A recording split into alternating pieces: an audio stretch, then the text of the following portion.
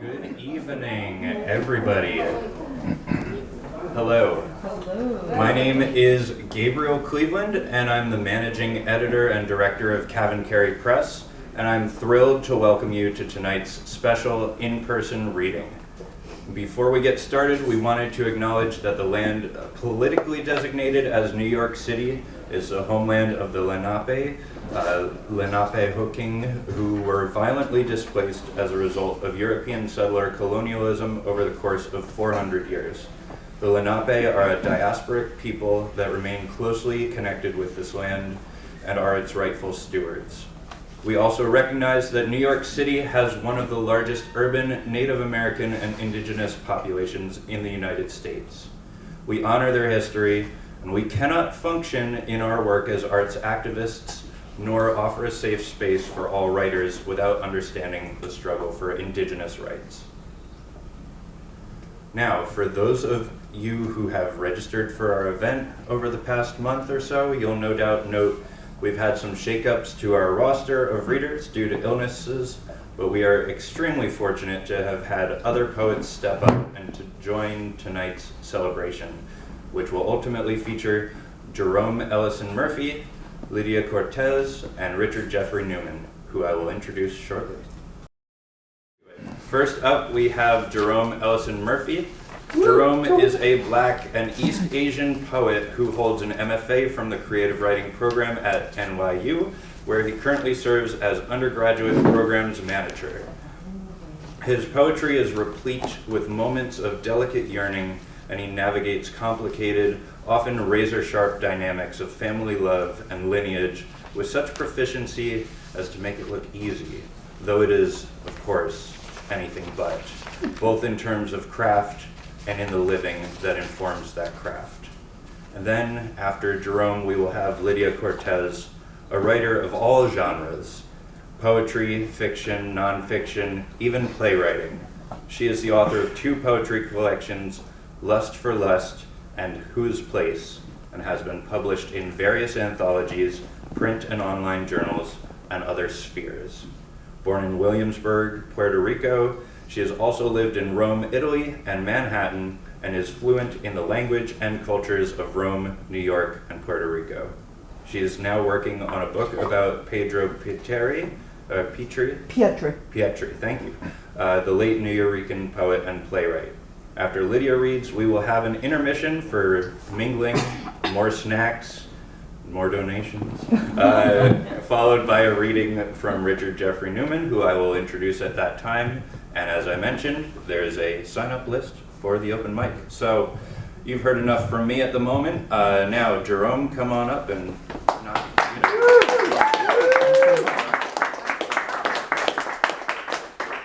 Well, this is a treat. Thank you so much, Gabe. Thank you to CavanKerry Press for organizing this event, for having us. Thank you to my friends who are here in your busy New York lives. Thank you to everyone who's taken some time out of their evening to be here. I know what it's like to have a busy New York life, and you could be doing anything right now, so I really appreciate you being here. Okay, so let's get to it. So I have been sober for 6 years. That means no alcohol. And, oh, yes, thank you. Applause. Thank you. That is the most applause that we get. You know, I picked a heck of a time to do that with the political situation in this country. So, but I want to dedicate the first poem to my friend who is here from Philadelphia, who took my last drink with me. That is Kathleen, sitting right there on the couch. And I believe that drink was a margarita. It was my final drink ever. And it was good. Okay. So, sobriety is better. Sobriety is better. Yes, as this poem will show, because this is about being hungover, and we've all been there. And in particular, about waking up hungover with a friend after a night of partying.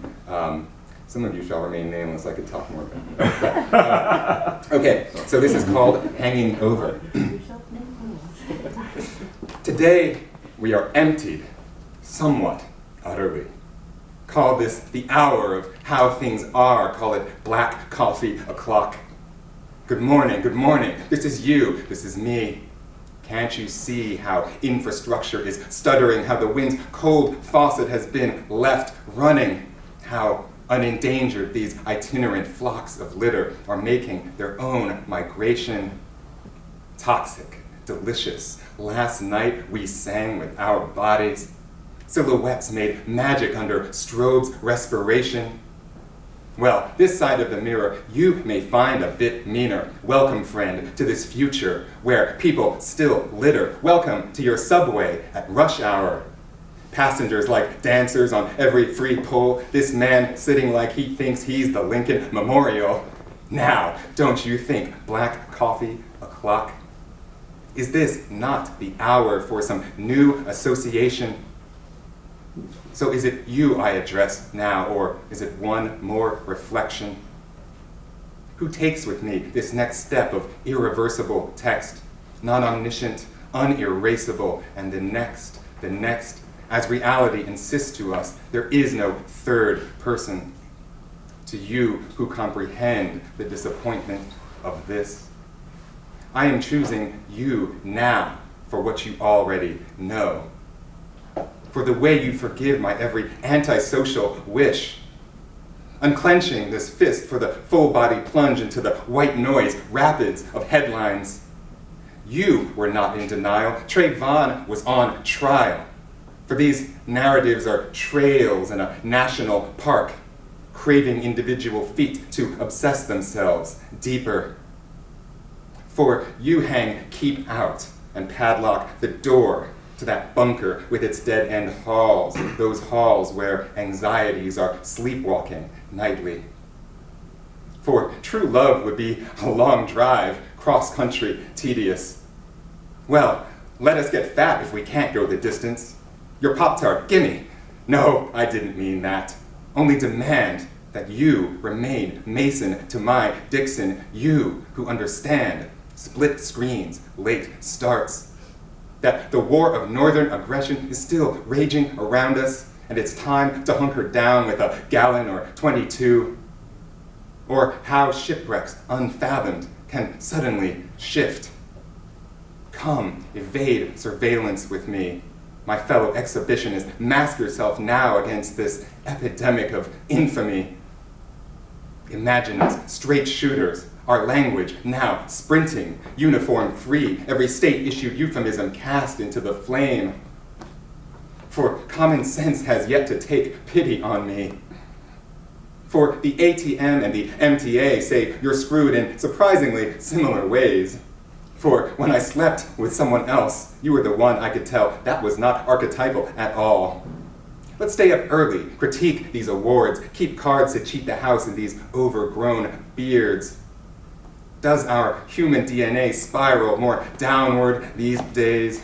The echolocation of destination now fade?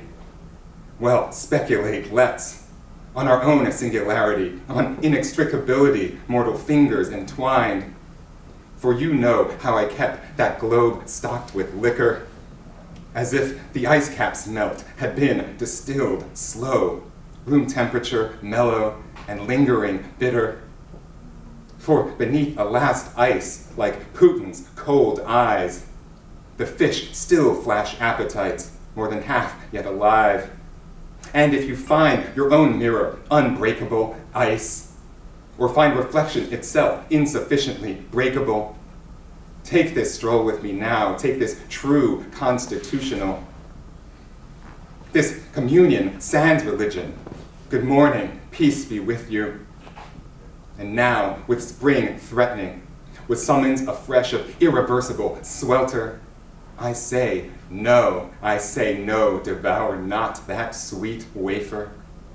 No, I say, and no, we will not be sharing, not even this one. I could never let you let yourself go. Thank you.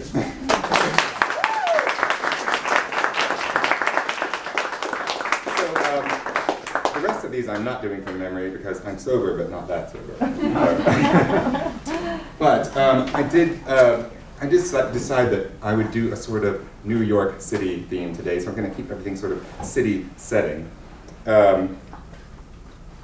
Although this one isn't. I just said that. How many people here have seen the Barbie movie? Okay, everyone, I know you have with your pink and your purple, okay. This was originally called Barbecues, and this was written about 7 years ago. So actually, this is not a city poem, but I thought I would read it in honor of this sort of Barbie zeitgeist. I call it now, A Word from Our Spectre. Character and confidence will make you beautiful. Though you're beautiful just as you are, is what I now say to you, girl.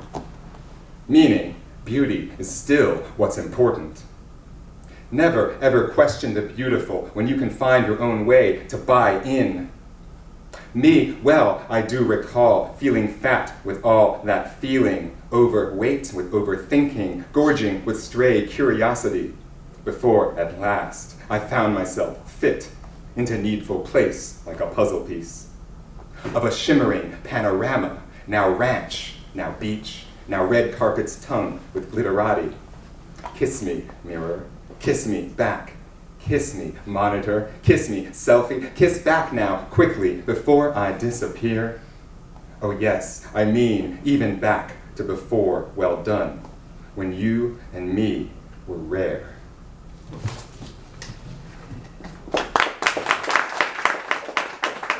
Oh, you don't have to applaud up there. Your hands are going to hurt. Actually, no, go ahead.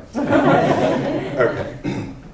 All right, so this is a subway poem, and I call it Conditional Apparition. Starts with a sentence from Wikipedia.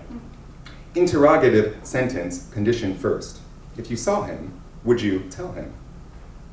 Today, I saw a man with one incredible condition, who bore with such cold dignity all the glances, heads turning as he left our stalled subway car and went up toward an exit.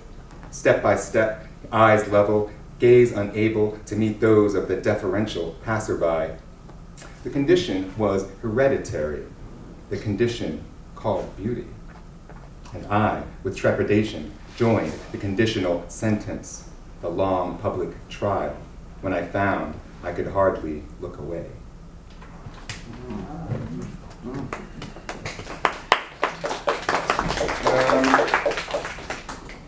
Okay, this is a Pennsylvania poem that turns into a New York poem. Childhood reminiscence in a dream. I'm a slow waker. I'm not a morning person. I'm often in a sort of dream state in the morning, and that's what this poem draws on. Cul-de-sac. This morning I dreamed an immortality, all blonde lawn and dewy blur, you and me crisscrossing through the never of the old neighborhood. Shuddering off these petrified years, a retriever paused, sniffed, nipped at our trail.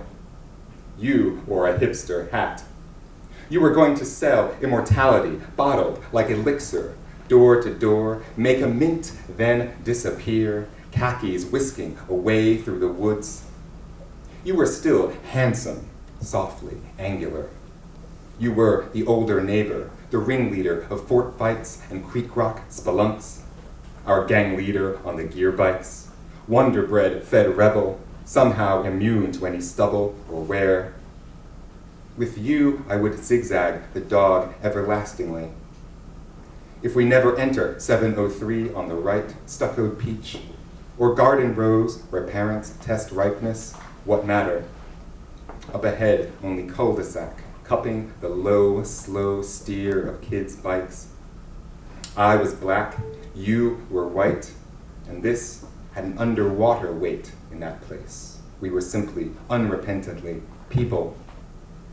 Meanwhile, back in the actual, and now half awake, I read about Gaza, planes in the sea, NYPD, new divisions. Creek shimmer, gear shine, I would drink like elixirs, forbid only by terrain, this unknowable growth covering every step past our cul-de-sacs bend.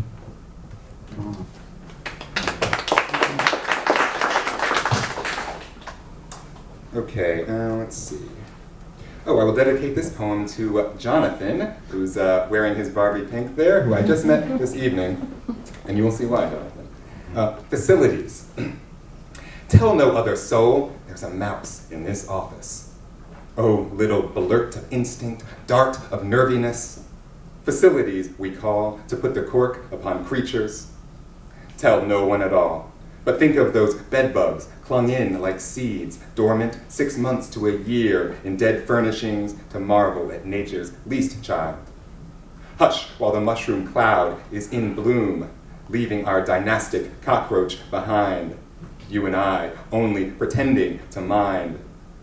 Flick the near switch, gloom trickles away with its too many antennae. Under staminaed halogen, feel it now, the steady, grim hum your surreptitious electrician maintains. In the human night, still wide awake, endeavor remains. Us, we've done enough grumbling. Now, back to work below full spectrum bulbs, disciples of natural light.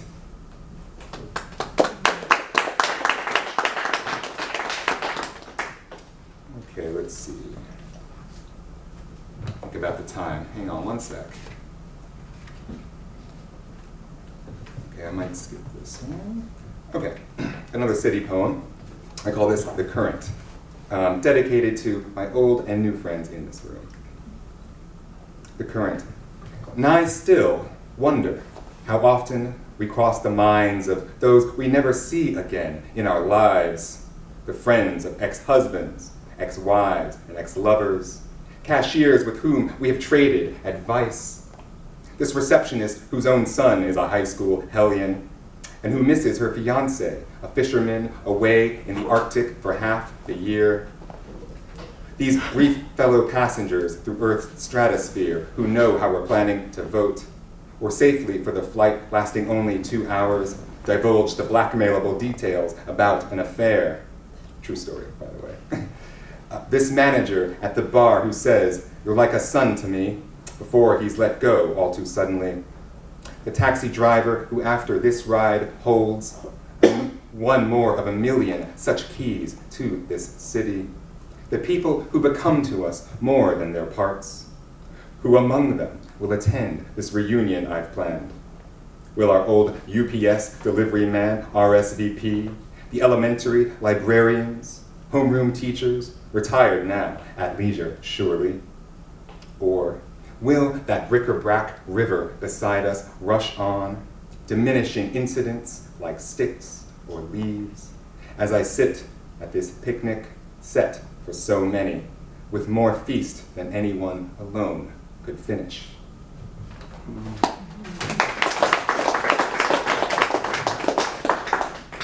Okay.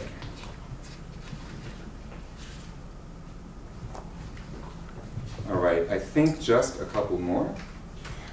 This poem is actually a sort of patchwork quilt of Ralph Ellison quotes that I did in honor of the Juneteenth holiday this summer.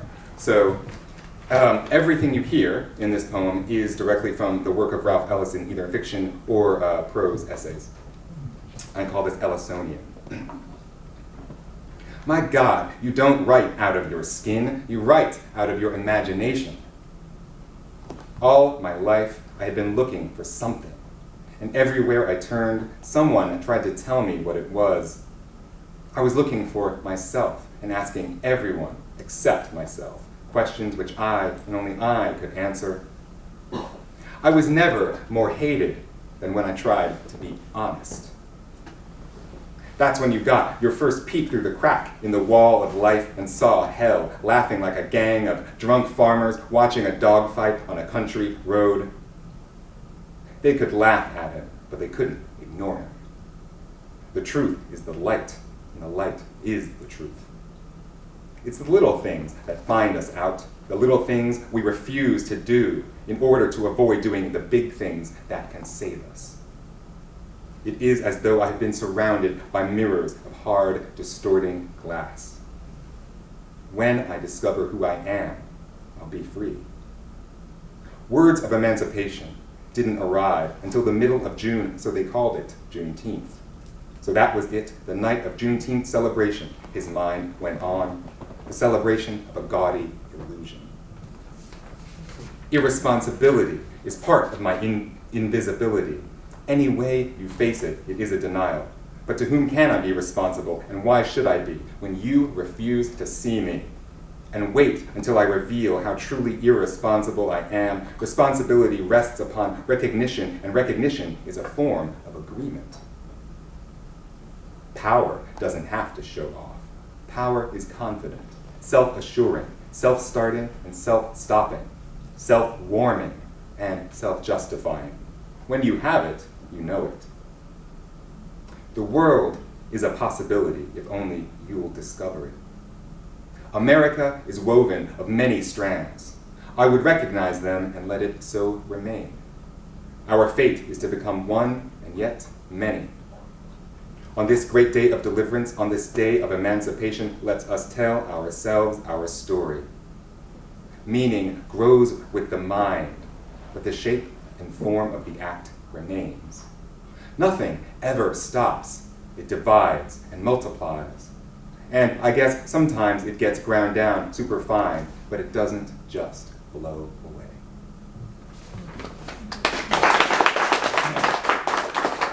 Okay, and I will finish with this poem. Thank you, you guys are awesome. Thank you. And this is called Sign Language Greenwich Village because kind of like the last poem, actually. Everything in this poem is an actual sign that I saw mostly along 10th Street, walking from east to west. Some of these signs may no longer be here post-pandemic. Sign language. Bucket feet bathe in liquid gold. Spin, starstruck, discover the powers. Sweet offers, free Wi-Fi, wet and dry, wash and fold. Bubble tea, reflexology, quintessential location, center of architecture. Two boots, wet and dry, no stopping any time. Buy one, get one, international boutique. Discover award-winning dry shampoo. Exotic foliage, full, soft, heavenly hair. Use pedestrian walkway, no stopping, no stopping. Danger, flex, muscles, dare to be black. Catholic Center at NYU, for customers only. Men working above, please help.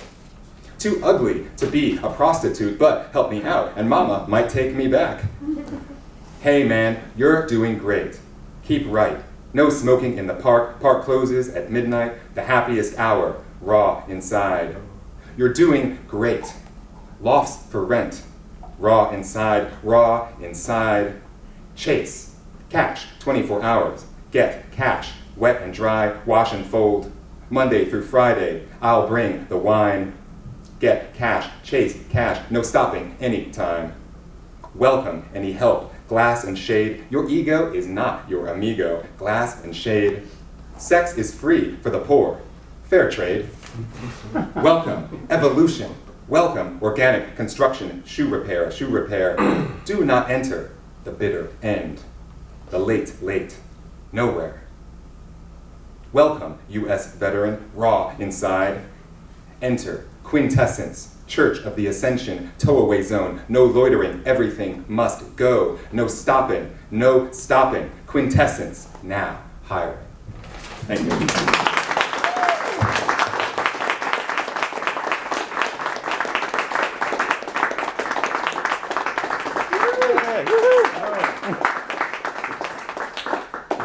Going for Lydia. Wow, that was great. Jerome, that was great. And I'm always so impressed when somebody does something extemporaneously and how they memorize that and how they don't get up here and just go draw a blank and then have to be embarrassed. So, thank you, Gabriel. Thank you very much. And thank you, CavanKerry Press. I didn't know you guys did poetry readings. Well, it's been a while since we've been able to have one in person. It's a real treat, and we're grateful for you being part of it. Thank you. So that goes to all of you. Mascara. You look in the mirror at least 15 minutes each morning, admitted to put on your face. You line your eyes heavily after trying to erase the dark circles under them. They don't go away. They've been there since you were 13, allowed to become a full-fledged makeup-wearing señorita. You fill in your mouth with red after defining your eyes with black, trying to keep all contours natural within boundaries, never clownishly exaggerated, hoping when all colored in you'll only appear luscious and alluring. You brush on some blush under your cheekbones for drama. You look down into a smaller mirror, carefully coating your lashes twice for good luck with black mascara to make them the longest, the thickest, like in the commercials. All this trying can get trying, but obviously you think you're worth it. Máscara in Spanish means mask, and mascara means more expensive. Mascara also means more face. You do end up with una cara de máscara, mascara, una cara más, una máscara, una mascarota, una mascarita, una mascaratica, una mascaraíña, una mascaranina, una mascaratita, una mascaralona, una mascaralota, una mascaralonta, una masquerada. You always said more was better, was more better.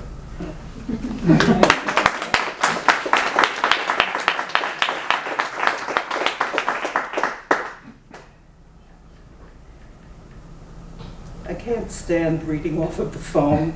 It seems like something the young people do. It is something young people do.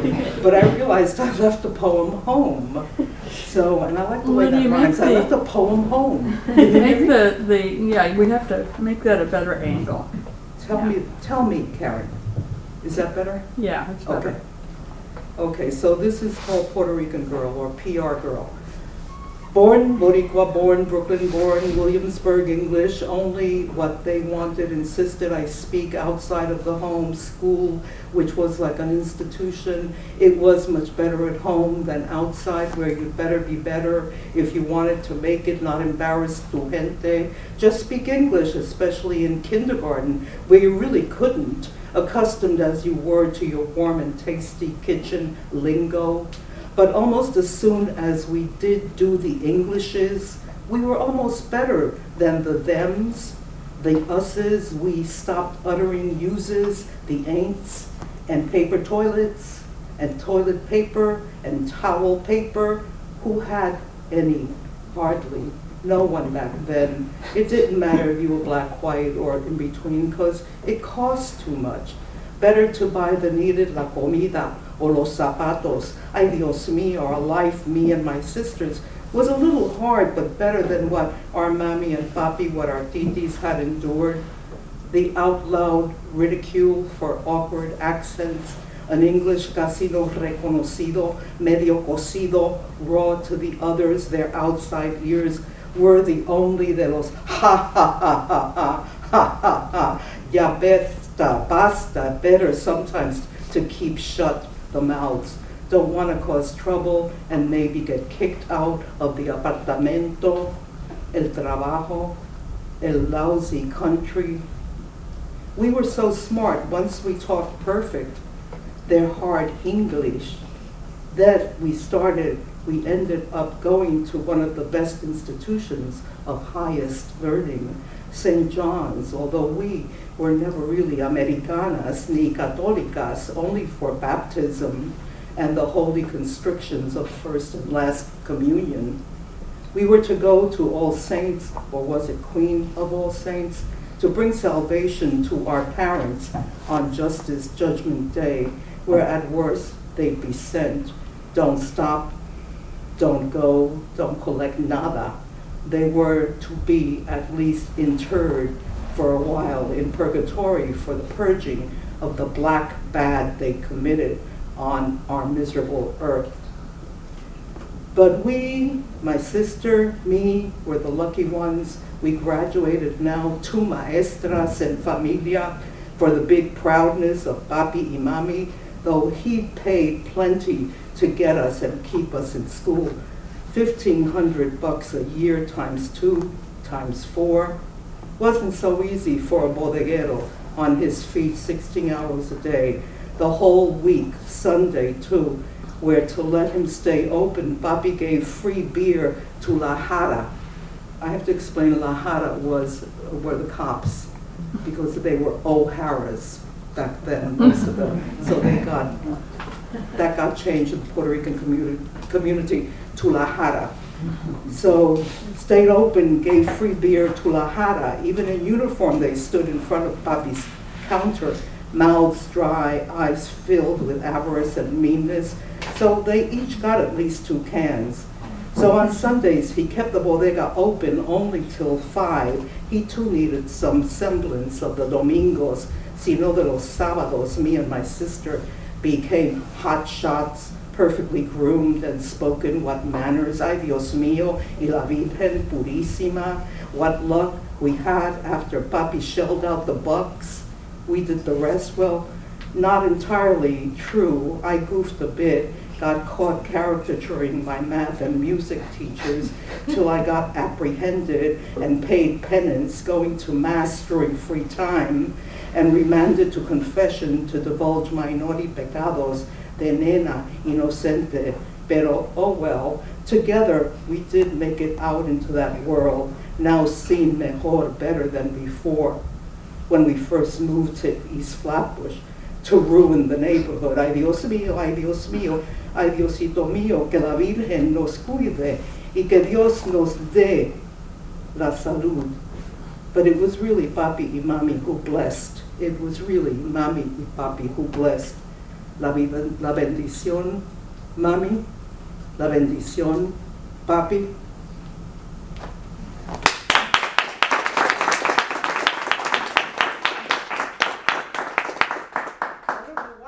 Scared all of a sudden and I'm shaking. So forgive me if I shake, but I'm not ready to do a shaky dance, so. The rose, la piel de la rosa, the skin of the rose, like a petal, como una hoja, bien empapada con el perfume, well imbued with the scent of the swarthy rose, yet a rose, de lujosa rosa, sin embargo, solo una rosa, alrededor de la mente, donde todo y nada esperaba, bordering on the mind, where all and nothing was imminent, esperada, desesperada, expected después del tiempo, de lo vacío, el orden, el desorden, after the time of the empty order. My mother taught me, mi mamá me enseñó sobre la rosa, about the rose. Nunca nada de caballos, never about the horse. La rosita, little rose, you fell in the water, cayó en el agua. The rose, the little rose, rosita pequeña, rosita, cayó en el agua, fell in the water. The rose fell apart, la rosita se desahogó. The little rose, the rose, the little rose, la rosa, rosita, fell apart, se desahogó. It drowned. Perdió sus hojas, lost its petals, naked, desnuda, como caballo, as a horse. Mi mamá, my mother, loves me so much, but she taught me to love her more.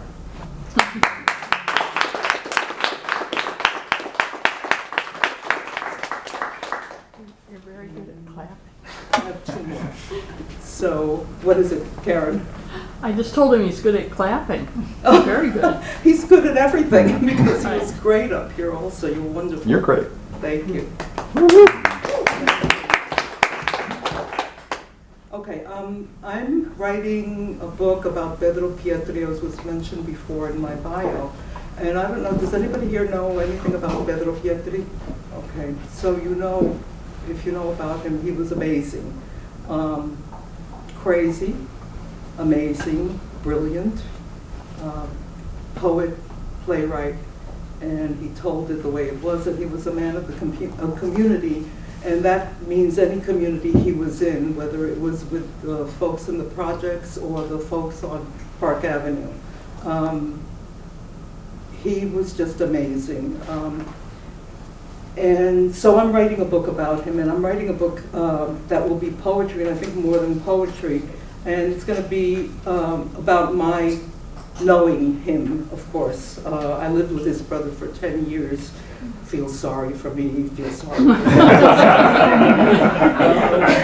So this is a little bit of that, and it's very unfinished, but Pedro Pietri was also known as Speedo. It is sad, Speedo was slow, that's why he was called Speedo. It was also sad, as well as being sad, that Speedo wanted to have many marriages. No, it is true that Speedo did have many marriages, even if 2 only were legal. It is said Speedo was a pain in the neck. It was sad. Speedo made many promises to get serious about his career. Speedo never got serious about his career. But Speedo was serious about his poetry. All agreed to that, never disputed. The speed of light, people love, people love, people love Speedo. Who knows Speedo? Who knows Speedo? Speedo, people love Speedo, people love the crazy man, people love the clown, people love the chunky people, love the junkie, except it can't be said there was a chunky or junkie in Pedro. He was the speed of light. Pedro could be a joy, he could be funny, he could be truthful about things in this world without making it pedantic. He just made a joke, and you'd wonder if it wasn't about a joke. Pedro was special and beloved by many women who fell for him, by many men who fell for him, and as he once said in a poem, "Take off your clothes, man, and I'll tell you what I like." I'm going to have to be more careful writing this as accurate as I can, but still, it's my viewpoint of the events. I won't be consulting other people a lot. Funeral, Speedo, Speedo, Pedro, pedal, pedal, pedal, Speedo, Speedo, Pedro, Pedro, Speedo, Speedo. Pedro fasted during the winter months until he broke fast. When the dark came in during the day hours, he had nothing except maybe liquids, which included significant amounts of Don Pu rum. Once May came along, he was free of the fasting that he himself had imposed on himself. May 1st was all joy, and he had a big get-together at Manhattan Plaza at 38E that began with brunch with lots of food and people, bringing more food, cousins, his sister, his brother-in-law, his nieces, his friends, plenty to drink and plenty to eat, now while the sun was still out. This lasted till September 1st, and then he imposed the dark hours of fasting. During the light hours, Pedro had many friends who visited him, who he had stay over at his tiny apartment in Manhattan Plaza. Well, the apartment wasn't so tiny, the bedroom was pretty small. Sometimes if he had someone stay over, he would stay with Stephanie at her place. Stephanie was Pedro's old lady and the mother of their little girl, Ibaba. Pedro had another little girl with Phyllis Wallach. But one day Phyllis's mother came from Philly or Pittsburgh and helped her wrap up everything and had the furniture sent to Pittsburgh, have Phyllis and the child and Diana, the child Diana, go back to Pittsburgh with her, where she would be safe from Pedro. At least that's what Phyllis's mother and Phyllis herself thought. After all, they did see a lot of suffering in a marriage that was basically confining Phyllis and not Pedro. But he always hurt a lot of women. He had a lot of women on the side, on all sides.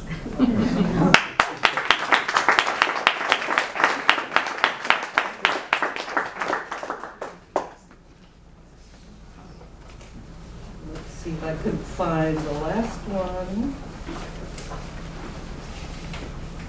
Okay. This I actually wrote today, so it's very rough, but I want to read it because it's something I've been thinking about for a long time. The Sheikh of Araby. He's so cute. I revert to my teenage self when seeing an exceptional man looking good and hard, outrageously so. See him first time on front page of NYT in long Saudi rich guy garb, white though he's not. But does it matter with billions in pockets, high ranking among the elite? He'll rule completely alone one day. So cute, oh, so cute. I'm rooked. I go to a fancy special facial, so much moolah on Madison Avenue. But after all, like the sales girl says, I'm worth it via the commercial. The facial lady, a Polish immigrant, nice lady, telling me of all the famous she's done, the richest, and they're always the nicest, biggest tippers, and great manners, wouldn't hurt a fly. She's worked on the gorgeous Prince of Araby. He really is amazing in looks, those dark, limpid eyes, long lashed, one of the best complexions she's seen. So many, but this man is exceptional, such class, so soft spoken, that skin that others keep looking so fine. Nice man, nice fellow, nice, rich in oil billions, nice, rich, nice, and oh, so cute, rich. In NYT next week, there his beautiful self on front page again. Some suspicion of murder, a journalist who asked lots of questions about the Saudi elite and how they do business. Journalist has disappeared, never seen again after entering a building, escorted by a burly bunch. Where could he be? When lo and behold, the burly guys come out next day with big suitcases, heavy with severed pieces of the man who couldn't stop asking questions about the outrageously, oh, so cute Saudi sheik and the family business.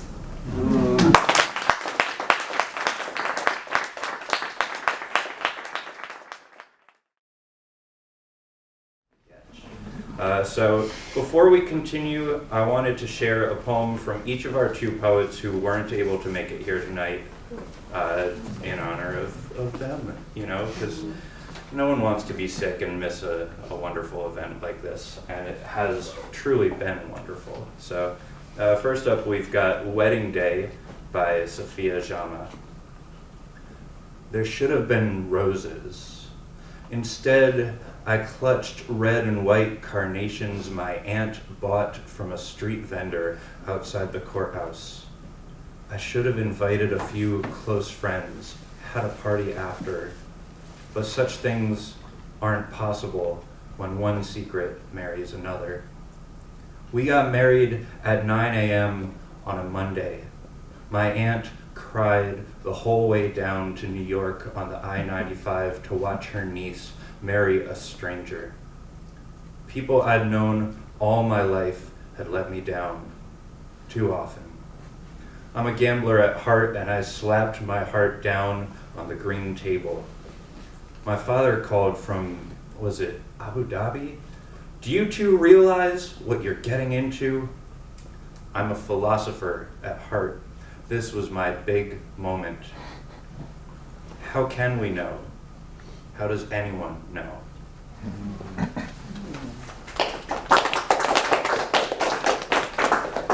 Thank you. And next, a poem from our very own Joseph O. Legaspi, Revelations, which opens his CavanKerry book, Threshold, which, as you know, is available for purchase at the book table. So here is the poem, Revelations.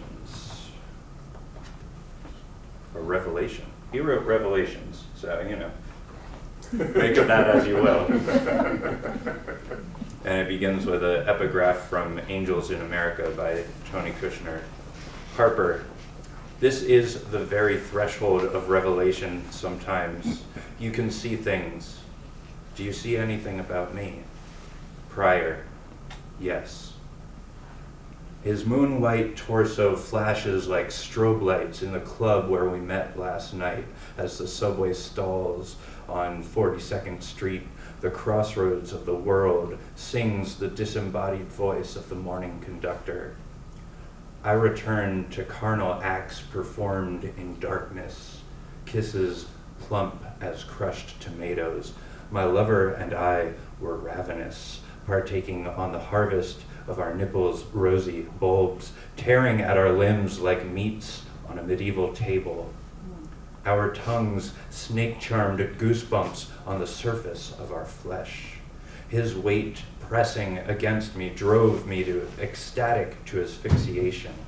He Anglo-Saxoned me. The divinity of his England flooded my mouth with light. A conundrum, this union of identical bodies fusing in hungry, irrational ways, squeezing a camel through a needle's eye, a defiance of nature which is nature. I didn't know the man. We were foreigners sharing a language spoken incongruently, lilts, crests, pitches, but I tread familiar territory like my childhood tropics. I was Sherpa to my terrains of Asia, yes, the entire continent, for I had grown immense. At dawn, with his fingers, the British boy feathered the slope of my back, the blue light softening his face, and the world outside escaped. We entered a threshold of revelation, ether of lucidity, truth-telling. I asked, "When you look at me, what do you see?" He said, "A homosexual." As he fell asleep, I watched the stranger, the sour breathing of his gentle wellspring. Where were the prophetic, wrathful angels? I then realized I am not afraid of men, nor the masculine hyperbole of men who love men, and my father was not in that hotel room. I felt the archipelagic islands had gathered, a wholeness like Pangea, when Earth was young, its landmass unimaginably one.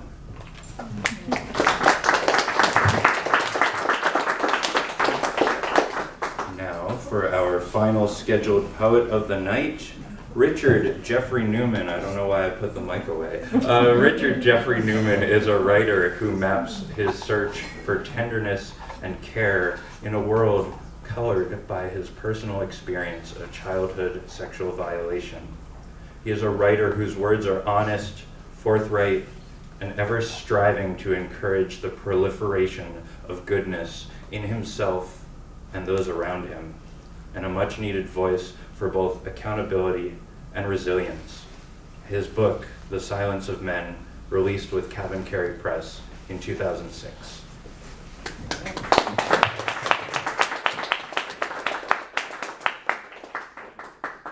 I'm actually going to use the chair because I have a bum knee.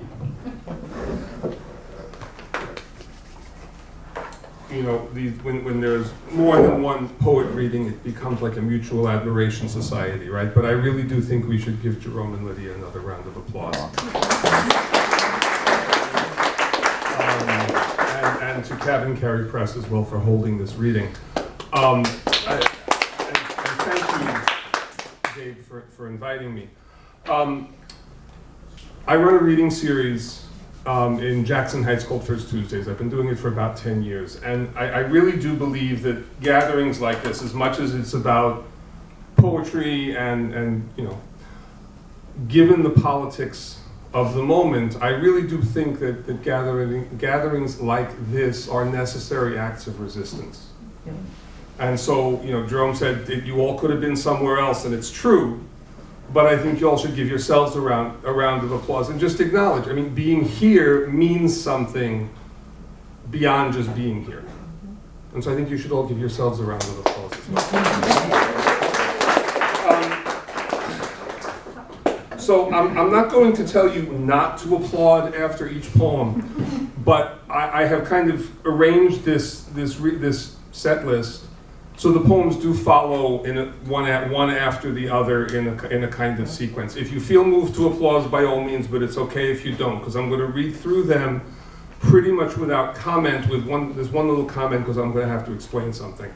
But I'm going to read through them pretty much without comment, and then at the end, if you feel moved, you can apply. And I will say, I mean, Gabe mentioned it, but I will say that one of the poems does have sexual violence in it.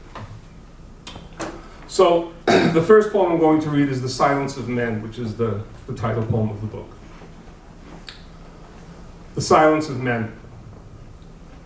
A man I've never dreamed before walks into my apartment and sits in the green chair where I do my writing. He carries in his left hand a large erect penis, which he places silently on the floor. The phallus begins to waltz to music I cannot hear. Its scrotum, a skirt, its testicles, legs cut off at the knees. I want to know why this disfigured manhood has been brought to me. I look up, but my guest is gone. His organ, deflating in short spasms like an old man coughing, spreads itself in a pool of shallow blood. The silence between us is the silence of men. To the woman at the bar. Brown hair, leather jacket, torn jeans. Suppose I walk across this room right now and offer you a drink. Would you tell me you're a painter, a middle sister with 4 brothers whose mother's work of art is the life she tries daily to seduce you into? Would you finger stir your scotch, eyes averted, waiting for words you'll know when you hear them, were those you wanted your blonde, hovering boyfriend to say, or leave, or you knew you'd walk out, and his silence left you no choice? Would you dance with me? End the evening on the couch your mother bought wholesale, pushed against the balcony's grate so we can fuck overlooking the river? Instead, will we talk about our work? Will I leave with your number scribbled just below my chin in the caricature you sketch of me as the drummer I never had the courage to become? A week from now, will we meet for sushi? 2 nights later, the European art film with real sex in it. You tell me your name means pearl in the language your father spoke, that your mother gave it to you when he left. You ask me up to see your paintings. I want to say I see in them a foreshadowing of what comes next, but what comes next poses formal problems I would have to know you to solve.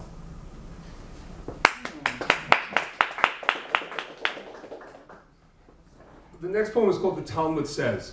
So some of you may know that the word hysteria actually means disease of the womb, right?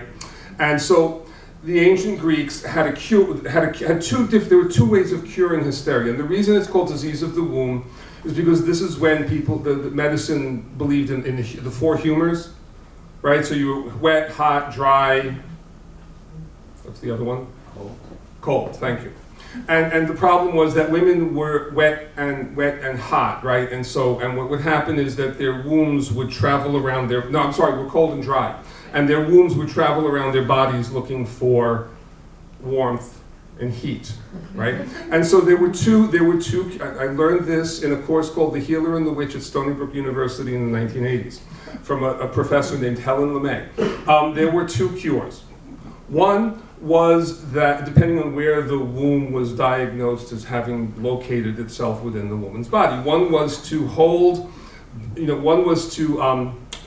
have her stand with her legs parted over like a pot of absolutely delicious smelling cooking food, because that would lure her womb back to where it belonged.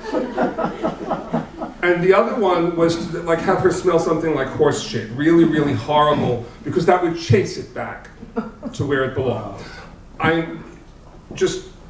When I read the poem, you'll know why I told you that, okay? And the only other thing I will tell you is what this poem says, the Talmud actually says, okay? The Talmud says, a snake is an evil. A woman who sees one and doubts if he desires her, let her remove her clothing in his presence. If he coils in among her garments, he lusts. If not, not. A snake is an evil. A woman who knows there is one that does indeed lust for her, let her contrive a time and a place that he might see her in congress with her husband. A snake is an evil. A woman who fears the sight of her and her husband may inflame the serpent's desire, let her throw at him some locks of hair and the words, I am impure. And if, God forbid, the snake has already penetrated, the woman should seat herself on 2 barrels with her thighs parted.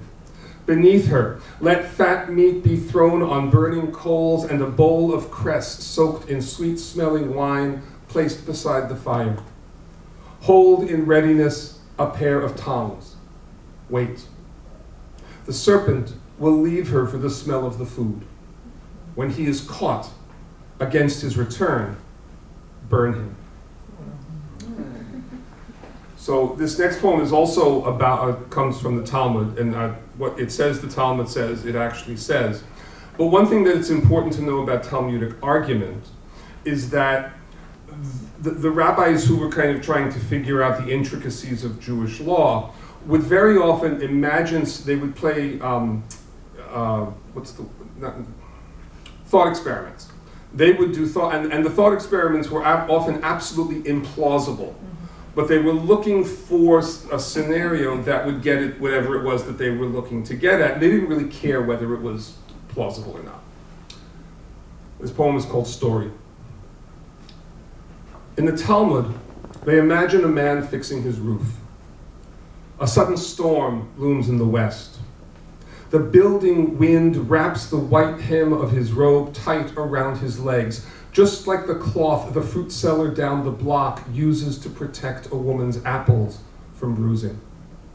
She puts them in her basket, glances over her shoulder at the gathered darkness moving towards her like a wall, and walks home at just the right speed to bring her to the spot on the sidewalk where, when the squall's fist punches the man into midair, his trajectory ends.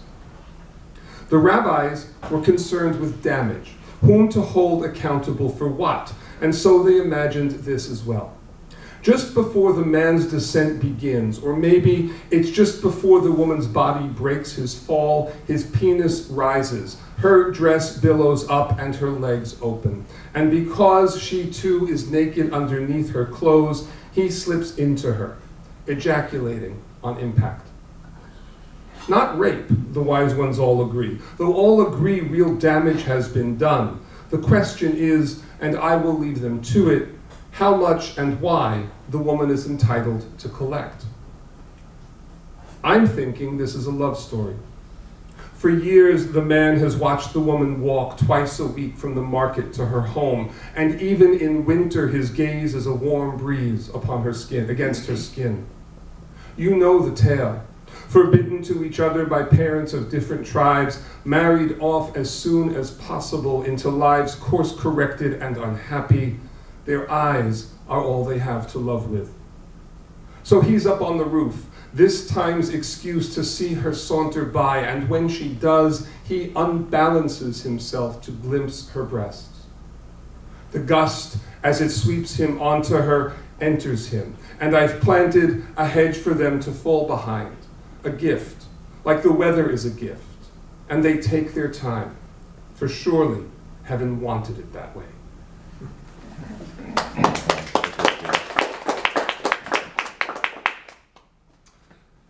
Working the dotted line.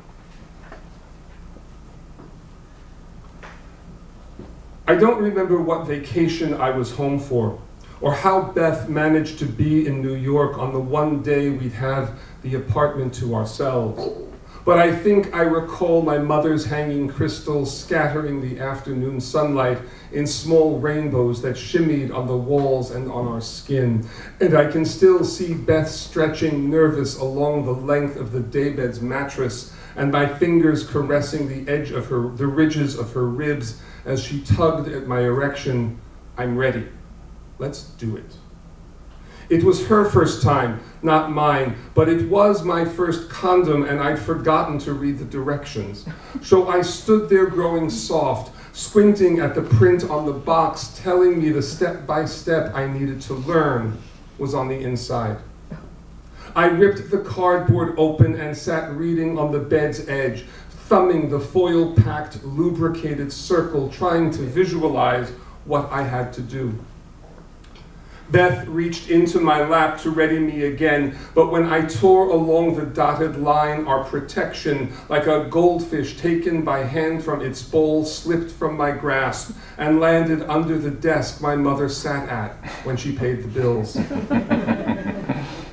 When I picked it up, it was covered with the dust and small particles of dirt that settled daily into all our lives. So I didn't put the next one on till I was kneeling hard between Beth's open legs. She raised herself on her elbows, smiling that the second skin we needed to keep us safe should make me so clumsy. But once I let go of what the instructions called the reservoir tip, I thought of the dams holding water back in the mountains near where she lived and what would happen if they broke. Her smile disappeared. And bunching the sheet beneath her into her fists, she lifted her butt onto the pillow we'd heard would make things easier. I bent for a quick look at where I had to go and climbed up onto her, trying with one hand to be graceful and accurate, and with the other to balance over her without falling. At her first grimace, I pulled back. No, she shook her head, eyes clamped shut, and then, staring wide, her voice a whisper through clenched teeth, "Just do it, get it over with." So I entered her again, trying from the tightness in her face to gauge how hard not to push. But when she cried out anyway, I left her body one more time and crouched over her, my latex-covered penis nosing downward towards her navel, and I placed my palms against her cheeks. "I cannot hurt you like this." "Look, it's going to hurt," she said. "There's no other way, and I've chosen you." And since I wanted so much to be her choice, I kissed her eyelids and her mouth, and with my eyes buried in the hollow of her neck, moved slowly in till I felt her flesh stop giving way. Then, with one arm around her rib cage and the other around her head, holding her tight against my chest, I pulled up, pulled down, and thrust up in a single motion I breathed through like I was lifting heavy boxes. She screamed into the muscle just above my collarbone, bit deep into my flesh, and as she bled onto me, I bled. We said nothing afterwards. We didn't cuddle or smile at each other as we dressed or walk hand in hand to the train that took her home. And I did not ask her what her silence meant, nor she mine. But if she had, I would have told her this. My wordlessness was shame. I'd no idea how not to hurt her. And I would have told her I wanted it to do over, which is what I tell her even now.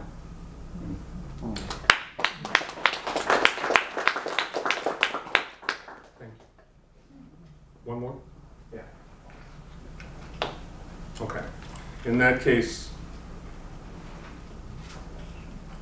I will skip the sexual violence.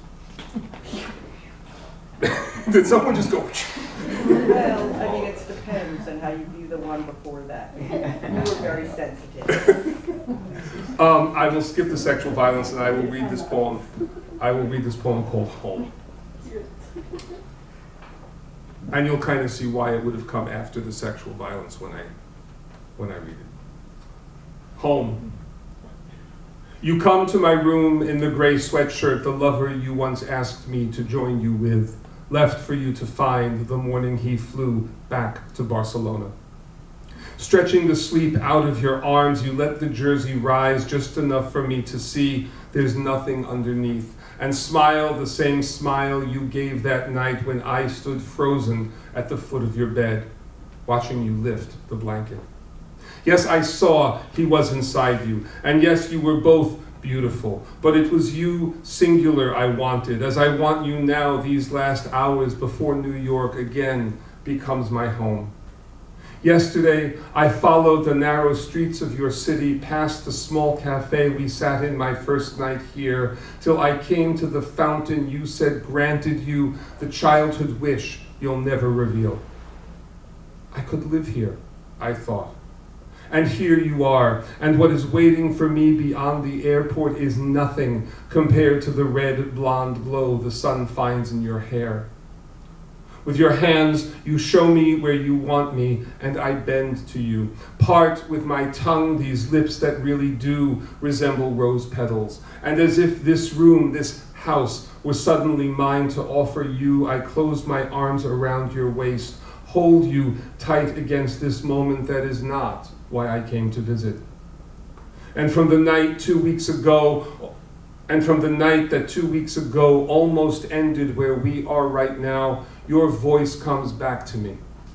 What would you change? And my answer, I'd want not to be afraid. But I realize I am afraid. I could live here. You push me back onto the bed, turn the clock to the wall and whisper, stay. Thank you so very much.